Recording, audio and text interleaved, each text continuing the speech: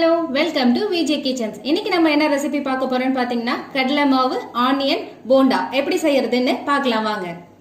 இப்போ இந்த கடலை மாவு ஆனியன் போண்டாவை செய்யறதுக்கு தேவையான இன்கிரிடியன்ஸை காமிக்கிறேன். நான் 2 பெரிய வெங்காயம் இந்த மாதிரி ஸ்லைசஸா கட் பண்ணி வச்சிருக்கேன். அதுக்கப்புறம் இந்த டிஷ் செய்யறதுக்கு தேவையான அளவுக்கு ஆயில், அதுக்கப்புறம் ஒரு அரை கப் ரைஸ் ஃபிளார் எடுத்திருக்கேன். அதுக்கப்புறம் இது கேப்சிகம் எடுத்திருக்கேன், கிரீன் கேப்சிகம். இது ஆப்ஷனல். அப்புறம் பாத்தீங்கன்னா கொத்தமல்லியும் கருவேப்பிலையும் இந்த மாதிரி ஒரு கப் சாப் பண்ணி வச்சிருக்கேன்.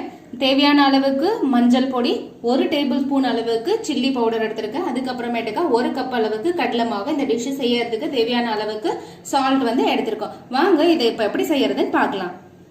ஃபர்ஸ்ட் நம்ம என்ன பண்ண போறோம்னு பாத்தீங்கன்னா ஒரு வானல்ல இந்த போண்டா செய்யறதுக்கு ஃப்ரை பண்றதுக்கு தேவையான அளவுக்கு நம்ம எண்ணெய் ஊத்தி ஒரு பக்கம் சூடு பண்ண வச்சுக்கலாம். இப்போ ஆயில் ஒரு பக்கம் நமக்கு சூடாயிட்டு இருக்கு. இந்த டைம்ல இந்த போண்டாவுடைய பேட்டரை நம்ம ரெடி பண்ணலாம். என்ன பண்றேன்னு பாத்தீங்கன்னா ஒரு கிண்ணம் எடுத்துக்கிறேன். அதுல நான் இந்த 2 பெரிய வெங்காயத்தையும் நான் அது உள்ள போட்டுக்கிறேன். ஆனியனுக்கு அப்புறம் கடலை மாவு 1 கப் ஃபுல்லா ஆட் பண்ணிக்கிறேன். அரிசி மாவு ஒரு அரை கப் ஆட் பண்ணிக்கிறேன். கிரீன் கேப்சிகம் ஆட் பண்ணிக்கோங்க. இது ஆப்ஷனல் தான் கிரீன் கேப்சிகம். கருவேப்பிலை, கொத்தமல்லி, 1 table spoon chilli powder, 1/4 table spoon மஞ்சள் பொடி.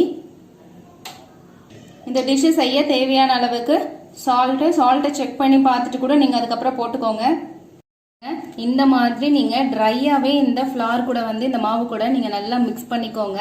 தண்ணி ஆட் பண்ண வேண்டாம். ஏன்னா நம்ம என்ன பண்ண போறோம்னு பாத்தீங்கன்னா இப்போ இந்த மாவு கூட நம்ம சூடு பண்ண வச்சிருக்கோம் இல்லையா எண்ணெய், அந்த எண்ணெயை நான் இதுல ஒரு 2 கரண்டி அளவுக்கு இதுல ஆட் பண்ண போறேன். நல்லா மிக்ஸ் பண்ணிட்டு இங்க பாருங்க, இந்த மாதிரி இருக்கும்போது நான் என்ன பண்றேன்னா 2 கரண்டி எண்ணெய் இந்த மாவுல ஆட் பண்ணிக்கிறேன். எதுக்காக நம்ம இந்த மாதிரி ஆட் பண்றோம்னு பாத்தீங்கன்னா இப்படி ஆட் பண்ணும்போது நமக்கு உள்ள மாவா இல்லாம உள்ளேயும் நல்லா நமக்கு வெந்திருக்கும். இந்த மாதிரி ஸ்டேஜ்ல எண்ணெய் ஊத்திட்டு கையால பிசைய வேண்டாம். சும்மா அது ஆறுற வரைக்கும் நம்ம கரண்டியால லைட்டா மிக்ஸ் பண்ணி விட்டுக்கோங்க. மிக்ஸ் பண்ணிட்டு அதுக்கப்புறமேட்டுக்கா கையால பிசைஞ்சு விடுங்க. பாருங்க, ஆயில் போட்டு நான் மிக்ஸ் பண்ணது இந்த மாதிரி உதிரி உதிரியா இருக்க மாதிரி இருக்கும். இந்த டைம்ல நான் என்ன பண்றேன்னு பாத்தீங்கன்னா கொஞ்சம் கொஞ்சமா இந்த டிஷ்ஷுக்கு தண்ணி ஊத்தி கொஞ்சம் கொஞ்சமா பிசைங்க. ரொம்ப கெட்டியாவும் இருக்கக்கூடாது, ரொம்ப லூஸாவும் இருக்கக்கூடாது. கரெக்டான பதத்துல பிசைஞ்சுக்கோங்க. அப்பதான் எண்ணெய் பிடிக்காது ஆயில்ல ஃப்ரை பண்ணும்போது.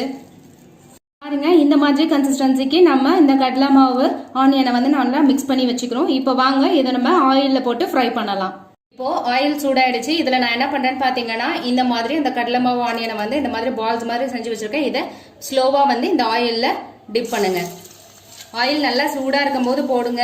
இல்ல அப்படின்னா ஆயில் அந்த போண்டால அதிகமா இழுத்துக்கும். இந்த மாதிரி ரிமைனிங் இருக்க பால்ஸ் எல்லாம் நம்ம ஒன்னா அதுல டிப் பண்ணிடுறோம். பாருங்க, இந்த மாதிரி கோல்டன் கலர்ல ஃப்ரை ஆனதும் நம்ம இதை ஒரு பிளேட்டுக்கு டிரான்ஸ்ஃபர் பண்ணிக்கலாம். இத மாதிரி ரிமைனிங் இருக்கிற பேட்டரையும் நம்ம போண்டாவா செஞ்சு எடுத்துக்கிறோம். பாருங்க, இப்போ நம்மளுடைய கிறிஸ்பியான ஆனியன் போண்டா ரெடி ஆயிடுச்சு.